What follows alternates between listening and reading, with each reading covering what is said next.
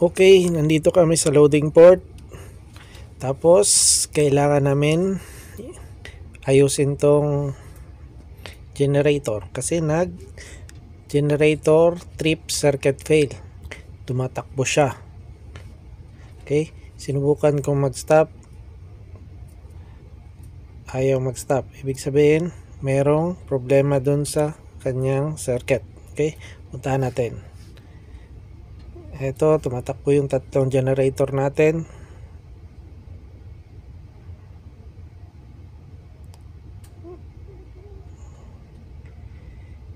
Yun.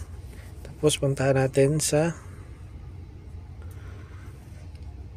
yan. Ito yung cable supervision module. Ang maker Comico. Yung number 1 na LED hindi umilaw. Okay? Tingnan natin. Ito yung module niya. Ito yung wire brake. Yan o. Stop solenoid fail. Yung LED number 1. Diba? May A, B, C, D.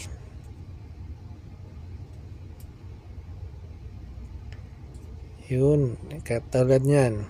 Sa lube oil. Yun may papunta sa cable supervisory module. Okay? Yan o. Mahangin kasi. Dito tayo. Yan. Yan, nakatutok kasi tayo sa blower. Malikot tong papel. Yan.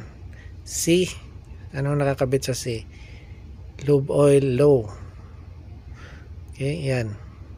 Ibig sabihin, nakamonitor siya dun sa mga trip. Yan, stop solenoid valve.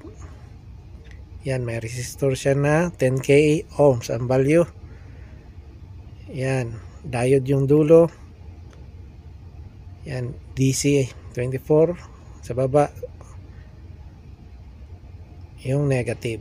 Okay? Yan, nakamonitor tong cable supervisory module. Yun, papunta doon sa number 1, sa port 1. Yan, see, may maluwang yun kasi tinanggal ko at saka hinigpitan, tapos kinrim ko ulit kasi may maluwang dun sa kanyang yan o, kita mo parang sa sobrang vibration parang nakiskis yung wire na putol.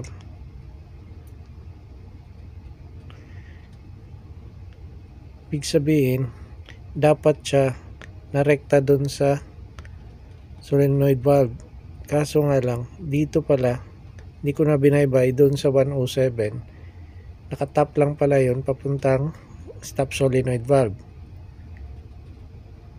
Yun pala hindi ma-stop yung generator. Okay? Yan na yun. Nakamonitor yung mga trip. Daming kaskasan katulad yan. Ayusin natin. Sa vibration kasi parang pinuputol na. Yun, ayusin natin yan. Tapos ito yung diode connect dyan sa 108 to 107 papunta dun sa A, sa stop solenoid.